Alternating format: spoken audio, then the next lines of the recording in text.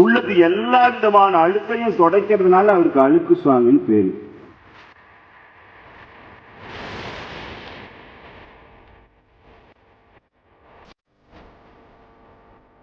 அவருடைய உருவம் வேட்டி சட்டை உருமால் ஆரம்பத்தில் அப்படிதான் இருந்தாரு. கடைசி 2 ஆண்டுகள் தான் அந்த மாதிரி இருந்தாரு. கண்ணுக்கு தெரியாத காணாத சொரூபத்தை மகா பிரம்மம் அப்படின்னு சொல்றாங்க.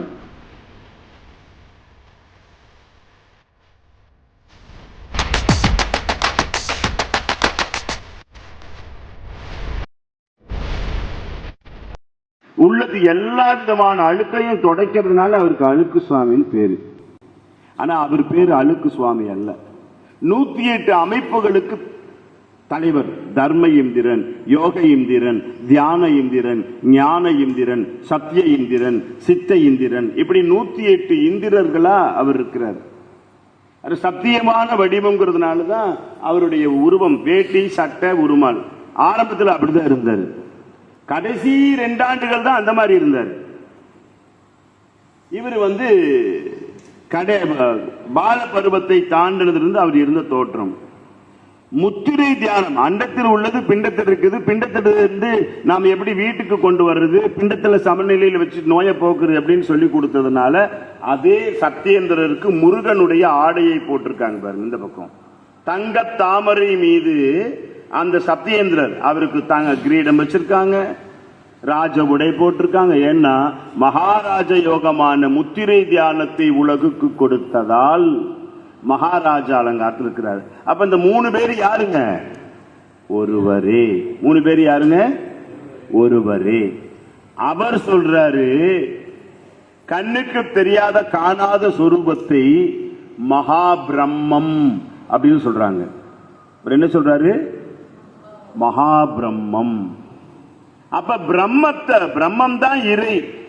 ஏன் அங்க சொல்லிட்டாங்கன்னா, இறைனா இறைவன் அப்படின்னா ஆண், இறைவி அப்படின்னா பெண். அர்த்தநாரியும் அல்ல, ஆணும் பெண்ணும் கலந்த கலவையும் அல்ல, திருநங்கையோ திருநர் நம்பியோ அல்ல. கண்ணுக்கு தெரியாத காணாத சொரூபம். ஆனா இறை உருவமில்லை, வடிவமில்லை, எங்கும் ஏகமாய் நிறைந்திருக்கிறது.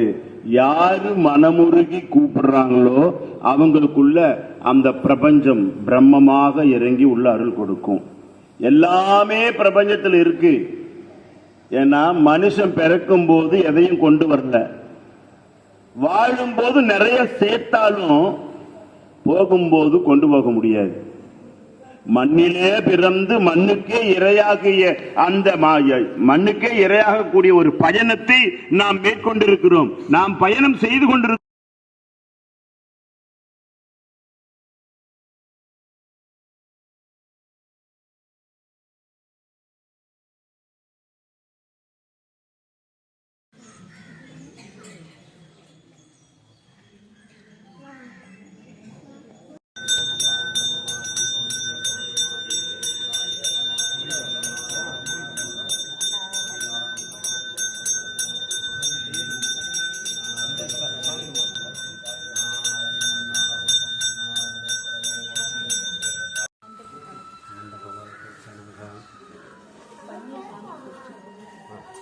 காலையில் தான் நாளைக்கு